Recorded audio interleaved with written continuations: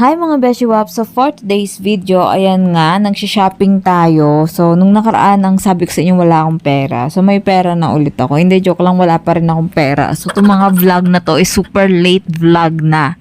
So imbis na i-delete ko, inedit ko na lang sila and then tatry ko silang i-upload. Kaya eto, nagbo-voice over ako ngayon sa mga video na to na last year pa na film na hindi ko maalala kung anong date ko sila na film. Pero yun nga, nandito kami sa SM Pulilan. So, tama ba Pulilan? Oo.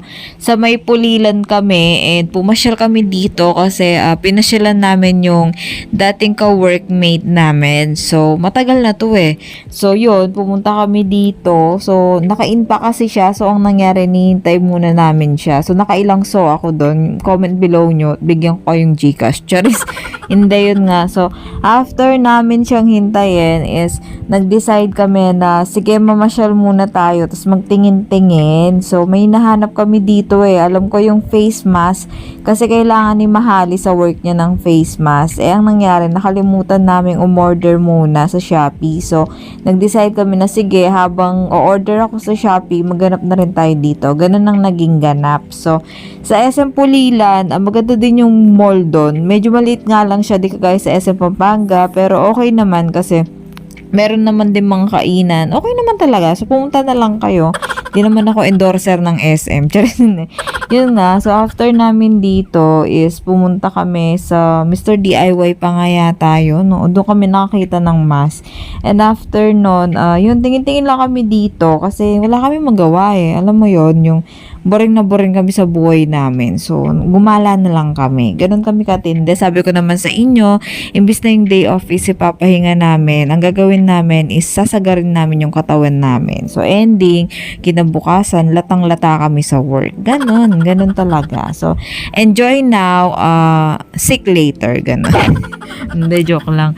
Eh, yun nga, dito nakakita kami ng mga gamit sa bahay. So, syempre, mga tita-tita na tayo. Hindi, yun lang.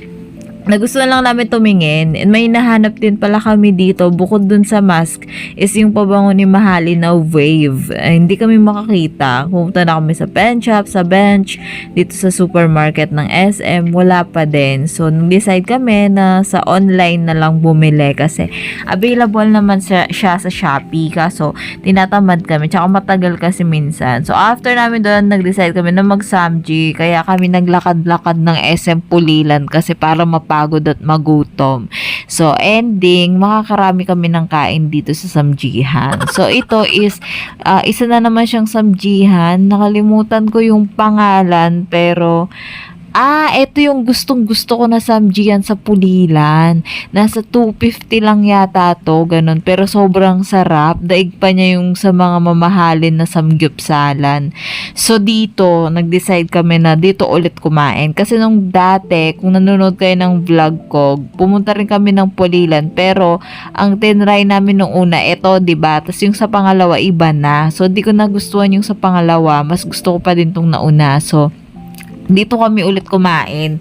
Eh, yung mga kasama ko, di naman nila bet dito. Mas bet nila dun sa pangalawa. So, wala silang choice kung di sumunod sa gusto ko. Hindi. Dito na lang kasi mas gusto ko talaga dito. Yun lang. So, thank you for watching mga Beshi Wap. I hope you enjoyed this video kahit wala namang kwenta yung pagbablog na to, no? Talagang pinagutom ko lang kayo. Pinakrave ko lang kayo ng Samji. So, please subscribe my YouTube channel, Kiris Vlogs. Ito Kiris Vlogs. Yun lamang po. Thank you for watching. Bye!